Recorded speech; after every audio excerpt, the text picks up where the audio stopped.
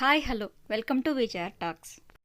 మనం ఎప్పుడైనా ఏదైనా ఫైనాన్స్ కంపెనీ నుంచి, అంటే ఎగ్జాంపుల్కి బజాజ్ ఫైనాన్స్ అనుకుందాం, అలాంటి కంపెనీ నుంచి మనం ఎప్పుడైనా లోన్ కానీ లేదా ఏదైనా ప్రోడక్ట్ కొన్నప్పుడు, అంటే ఫర్ ఎగ్జాంపుల్ టీవీ, ఫ్రిడ్జ్ ఇంకా బైక్ లాంటివి మనం ఫైనాన్స్లో తీసుకొని వాటికి పేమెంట్ అనేది ఒకేసారి కట్టకుండా ఈఎంఐ రూపంలో కానీ చెల్లించాలి అని అనుకుంటే ఈసీఎస్ మ్యాండేట్ అనేది మనం ఇవ్వాల్సి ఉంటుంది. మనము ఈఎంఐ అనే ఆప్షన్ కానీ సెలెక్ట్ చేసుకొని అలా కొనేటప్పుడు బజాజ్ వాళ్ళు లేదా ఇతర ఫైనాన్స్ వాళ్ళు మన దగ్గర బ్యాంక్ డీటెయిల్స్ ఇంకా అలానే బ్లాంక్ చెక్కులు తీసుకుంటారు. ఈఎంఐ రీపేమెంట్ ప్రాసెస్ స్టార్ట్ చేయడానికి ఇవి యూస్ చేస్తారు. ఈ ప్రాసెస్లో ఏమవుతుందంటే, ఫర్ ఎగ్జాంపుల్ బజాజ్ వాళ్ళు మన బ్యాంక్ డీటెయిల్స్ని మనం ఫిల్ చేసి సైన్ చేసి ఇచ్చిన ఈఎంఐ ఆర్ ఈసీఎస్ మ్యాండేట్ ఫామ్ని స్పాన్సరింగ్ బ్యాంక్కి పంపిస్తారు. స్పాన్సరింగ్ బ్యాంక్ అంటే బజాజ్ వాళ్ళకి ఆ బ్యాంక్ మనకి ఏదైతే బ్యాంక్లో అకౌంట్ ఉందో ఆ బ్యాంక్ నుండి ఈఎంఐ కలెక్ట్ చేసుకుంటుందన్నమాట. National automatic clearing house NACH process ద్వారా స్పాన్సరింగ్ బ్యాంక్ ఏదైతే ఉందో అది ఈఎంఐ అనేది మనకి ఏ బ్యాంక్లో అయితే అకౌంట్ ఉందో ఆ బ్యాంక్ నుండి కలెక్ట్ చేసి బజాజ్ వాళ్ళకి ట్రాన్స్ఫర్ చేస్తుంది. ఫర్ ఎగ్జాంపుల్ నాకు స్టేట్ బ్యాంక్లో అకౌంట్ ఉంది అనుకుందాం. నేను బజాజ్ ఫైనాన్స్లో ఏదైనా ప్రోడక్ట్ తీసుకొని ఈఎంఐ ఆప్షన్ ద్వారా పేమెంట్ చేయాలి అని అనుకున్నాను. కానీ బజాజ్ ఫైనాన్స్ వాళ్ళకి స్పాన్సరింగ్ బ్యాంక్ వచ్చేసి వేరే other bank, for example Canara bank అనుకుందాం.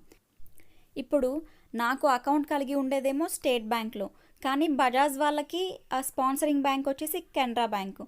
సో ఇప్పుడు ఏం చేస్తున్నాం అంటే, నేను నా ఎస్బీఐ అకౌంట్ నుంచి ఎవ్రీ మంత్ లేదా 3 నెలలకు ఒకసారి క్వార్టర్లీ కానీ హాఫ్ ఇయర్లీ కానీ ఎప్పుడైతే ఈఎంఐ డ్యూ ఉందో ఆ డేట్లో నా ఎస్బీఐ అకౌంట్ నుంచి అమౌంట్ కలెక్ట్ చేసి కట్ చేసి కెనరా బ్యాంక్ అకౌంట్కి ట్రాన్స్ఫర్ చేయండి అని నేను స్టేట్ బ్యాంక్కి మ్యాండేట్ ఇస్తున్నాను. సో ఇప్పుడు ఏమవుతుందంటే, ఆ మ్యాండేట్ని బజాజ్ ఫైనాన్స్ వాళ్ళు క్లియరింగ్లో పెట్టినప్పుడు స్టేట్ బ్యాంక్లో అకౌంట్లో ఉన్న డబ్బులు కట్ అయ్యి వాళ్ళకి కెనరా బ్యాంక్కి ట్రాన్స్ఫర్ అయ్యి వాళ్ళకి చెందుతాయి. మనం ఈసీఎస్ మ్యాండేట్ ఫామ్ ఇవ్వగానే బజాజ్ వాళ్ళు మన అకౌంట్ ఉన్న బ్యాంకుకి పంపిస్తారు, ఈసీఎస్ లేదా ఎన్ఏసిహెచ్ రిజిస్ట్రేషన్ చేయడం కోసం. ఆ మ్యాండేట్ ఫామ్ ఏదైతే ఉందో అది మన బ్యాంక్ వాళ్ళకి రాగానే మన అన్ని డీటెయిల్స్ లైక్ మనం సిగ్నేచర్ ఎలా ఉంది సిస్టంలో అని చెక్ చేసి మన నేము ఇంకా అకౌంట్ డీటెయిల్స్ అన్నీ వెరిఫై చేసి యాక్సెప్ట్ కానీ లేదా రిజెక్ట్ కానీ చేస్తారు. అలా రిజిస్ట్రేషన్ చేసినందుకు ఫర్ ఎగ్జాంపుల్ ఎస్బీఐ బ్యాంక్లో అయితే 59 రూపాయలు కలెక్ట్ చేస్తారు. అంటే ఈసీఎస్ మ్యాండేట్ యాక్సెప్ట్ చేయగానే మన అకౌంట్లో నుండి 59 రూపాయలు కట్ అవుతుంది. ఇవి సర్వీస్ ఛార్జెస్ లాగా కలెక్ట్ చేస్తారు.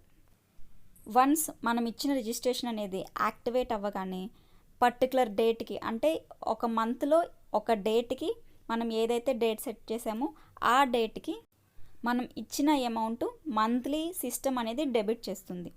ఆ డేట్లో సఫిషియెంట్ బ్యాలెన్స్ ఉంటే ఈఎంఐ అమౌంట్ కట్ అయ్యి బజాజ్ లోన్ అకౌంట్కి క్రెడిట్ అవుతుంది. ఒకవేళ ఆ రోజు ఏదైతే తేదీ మనం మెన్షన్ చేసామో ఆ రోజు కానీ బ్యాలెన్స్ కానీ లేకపోతే ఈసీఎస్ మ్యాండేట్ ఫెయిల్డ్ ఛార్జెస్ అనేవి మనకి పడతాయి. ఇక్కడ గుర్తుపెట్టుకోవాల్సిన ఇంకో ఇంపార్టెంట్ పాయింట్ ఏంటంటే, మనం ఎంతైతే ఈఎంఐ కట్టాలో అంత అమౌంట్ డ్యూ డేట్కి మన అకౌంట్లో ఉంటే సరిపోతుంది కదా అని అనుకుంటాం. కానీ ఒకవేళ మనం అకౌంట్ మెయింటైన్ చేసే బ్యాంక్కి మినిమం బ్యాలెన్స్ రూల్ కానీ ఉన్నట్లయితే ఆ మినిమం బ్యాలెన్స్ కూడా ఉండాలి. ఫర్ ఎగ్జాంపుల్ నాకు ఈఎంఐ డ్యూ డే వచ్చేసి 5వ తేదీ అనుకుందాం. నేను ఈఎంఐ కట్టవలసింది 5,000 రూపాయలు అనుకుందాం. నేను ఏ బ్యాంక్లో అయితే అకౌంట్ మెయింటైన్ చేస్తున్నానో ఆ బ్యాంక్ రూల్స్ ప్రకారం మినిమం బ్యాలెన్స్ అనేది 1,000 రూపాయలు ఉండాలి.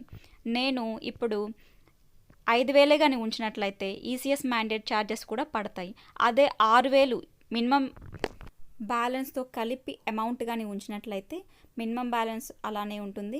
ఏదైతే ఈఎంఐకి కట్ అవ్వాలో ఆ అమౌంట్ డెబిట్ అవుతుంది. ఎస్బీఐలో చూసుకున్నట్లయితే ఈసీఎస్ మ్యాండేట్ ఫెయిల్డ్ ఛార్జెస్ అనేవి 250 రూపీస్ విత్ జిఎస్టీ ఉంటుంది. అంటే మనకి 295 రూపీస్ అనేవి కట్ అవుతాయి.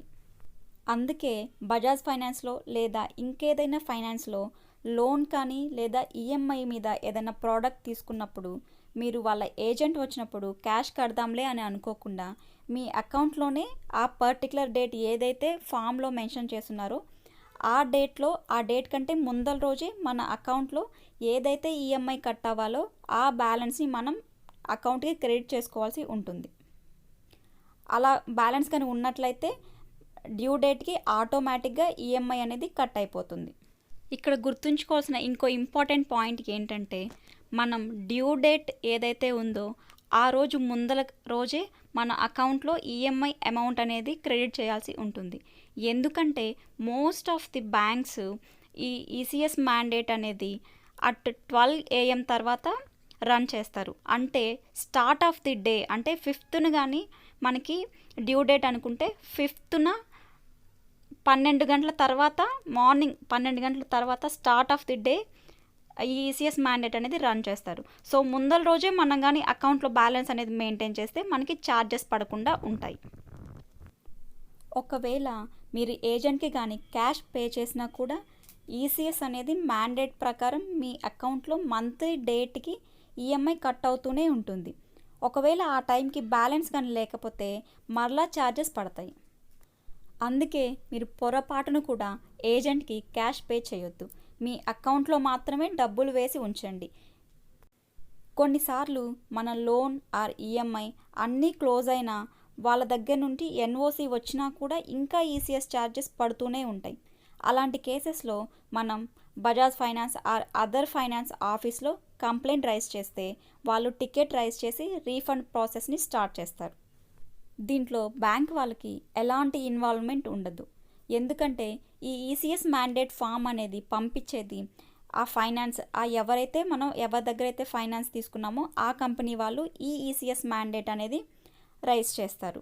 ఫర్ ఎగ్జాంపుల్కి మనం లోన్ అనేది 12 నెలలు ఈఎంఐ కడితే కంప్లీట్ అయిపోయేటట్టు మనం లోన్ తీసుకుంటాం. కానీ వాళ్ళు ఈసీఎస్ మ్యాండేట్ అనేది 12 నెలల కంటే ఎక్కువ నెలలు పంపిస్తారు. అందువల్ల మనం 12 నెలలు ఈఎంఐ కట్టినా కూడా ఇంకా మనకి ఈసీఎస్ మ్యాండేట్ అనేది యాక్టివ్లోనే ఉంటుంది.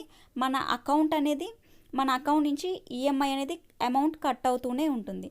మనకేమో అది తెలియక మనం డబ్బులు ఉంచకుండా ఉంటాము. అప్పుడు కూడా 295 రూపీస్ అనేవి ఫెయిల్డ్ ఛార్జెస్ అనేవి పడుతూనే ఉంటాయి మనకి. ఈ ఈసీఎస్ మ్యాండేట్ ఫామ్ సైన్ చేసేటప్పుడు మనం అన్ని టర్మ్స్ అండ్ కండిషన్స్ చదువుకొని సైన్ చేయాలి. లేదంటే ఇలాంటి ఇబ్బందులే వస్తాయి. దానివల్ల మీ అకౌంట్లో డబ్బులు పోయే అవకాశం ఉంటుంది. ఆర్బీఐ రూల్స్ ప్రకారం బ్యాంక్ వాళ్ళకి ఈసీఎస్ మ్యాండేట్ ఎన్నిసార్లైనా రన్ చేసే అవకాశం ఉంటుంది. ఆ కండిషన్ కూడా మీరు సైన్ చేసే ఈసీఎస్ ఫామ్లో ఉంటుంది. సో మీరు సైన్ చేస్తే ఆ కండిషన్ని అగ్రీ చేసినట్టే.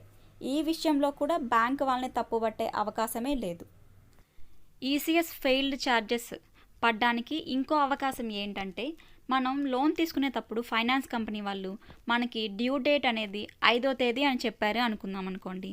కానీ వాళ్ళు ఈసీఎస్ మ్యాండేట్లో 1వ తేదీ కానీ ఫామ్లో కానీ రాసి ఉండి ఈసీఎస్ మ్యాండేట్ కానీ పంపించి ఉంటే మనమేమో 5వ తేదీ డ్యూ కదా అనుకొని మనం 5వ తేదీ దాకా అకౌంట్లో డబ్బులు అనేవి వేయకుండా ఉంటాం. కానీ ఈసీఎస్ మ్యాండేట్ అనేది 1వ తేదీయే రన్ అయిపోయి ఉంటుంది. అప్పుడేమో మన అకౌంట్లో డబ్బులు ఉండవు. సో అప్పుడు మనకి ఈసీఎస్ మ్యాండేట్ ఫెయిల్డ్ ఛార్జెస్ అనేవి పడే అవకాశం ఉంటుంది. ఈ పాయింట్ గుర్తుపెట్టుకొని మీరు ఫామ్ ఫిల్ చేసేటప్పుడు ఈఎంఐ డ్యూ డేట్ ఎప్పుడో కరెక్ట్గా గుర్తుపెట్టుకోండి. ఒకవేళ లోన్ క్లోజ్ అయినా కూడా ఈసీఎస్ ఛార్జెస్ పడుతూ ఉంటే మీరు మీ ఫైనాన్స్ కంపెనీలో కంప్లైంట్ రైజ్ చేయండి. అదేవిధంగా మీ అకౌంట్ ఉన్న బ్యాంక్లో కూడా కంప్లైంట్ రైజ్ చేస్తూ ఏమైనా పెండింగ్ ఉంటే కట్టేసేయండి. దానివలన మీరు మీ అకౌంట్లో యథావిధిగా వాడుకోవచ్చు.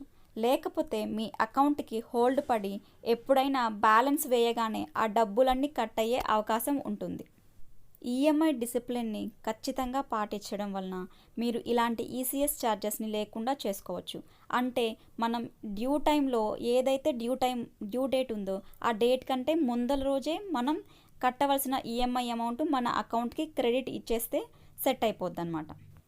ఒకవేళ బ్యాలెన్స్ ఉన్నా కూడా మన అకౌంట్లో ఆ రోజు ఈసీఎస్ మ్యాండేట్ ఫెయిల్డ్ ఛార్జెస్ కానీ పడితే మీరు ఖచ్చితంగా మీ ఫైనాన్స్ కంపెనీకి వెళ్ళి వాళ్ళ దగ్గర కంప్లైంట్ రైజ్ చేయాల్సి ఉంటుంది. మనం డ్యూ టైంకి మన అకౌంట్లో కానీ ఈఎంఐకి ఎంతైతే అమౌంట్ పే అవ్వాలో అంత అమౌంట్ కానీ ఉంచినట్లయితే ఈసీఎస్ మ్యాండేట్ ఫెయిల్ ఛార్జెసే కాకుండా మన సిబిల్ స్కోర్ అనేది కూడా ఎఫెక్ట్ అవుతుంది. ఈసీఎస్ మ్యాండేట్ అనేది ఓన్లీ ఇన్సఫిషియెంట్ ఫండ్స్ అంటే డబ్బులు లేకపోవడం వల్ల మాత్రమే ఫెయిల్ కాదు. ఈసీఎస్ మ్యాండేట్ ఫెయిల్ అవ్వడానికి చాలా రీజన్స్ అనేవి ఉన్నాయి. ఒకవేళ మన అకౌంట్లో అమౌంట్ ఉన్నా కూడా ఈసీఎస్ మ్యాండేట్ అనేది కానీ ఫెయిల్ అయినట్లయితే ఏ రీజన్ వల్ల ఫెయిల్ అయిందో చెక్ చేసుకొని వెంటనే రెక్టిఫై చేసుకోవాల్సి ఉంటుంది. లేదా ఏ ఫైనాన్స్ కంపెనీలో అయితే మనం లోన్ తీసుకున్నామో ఆ ఫైనాన్స్ కంపెనీకి వెళ్ళి ఒకసారి కన్సల్ట్ అవ్వాల్సి ఉంటుంది. డియర్ ఫ్రెండ్స్, ఈ వీడియో ద్వారా మీరు ఈసీఎస్ మ్యాండేట్ ఫెయిల్యూర్ ఛార్జెస్ని ఎలా పడకుండా ఉండాలో తెలుసుకున్నారు కదా. ఇలాంటి సమాచారం మరిన్ని వీడియోస్లో మీకు అందించడానికి మా ఛానల్ని మీరు లైక్, షేర్ అండ్ సబ్స్క్రైబ్ చేసుకుంటే మాకు ఎంతో ఎంకరేజింగ్గా ఉంటుంది. ఈ వీడియోలో మీకు ఏమైనా డౌట్స్ ఉన్నట్లయితే కమెంట్స్లో పెట్టండి. Please like, share and subscribe. Thank you for watching.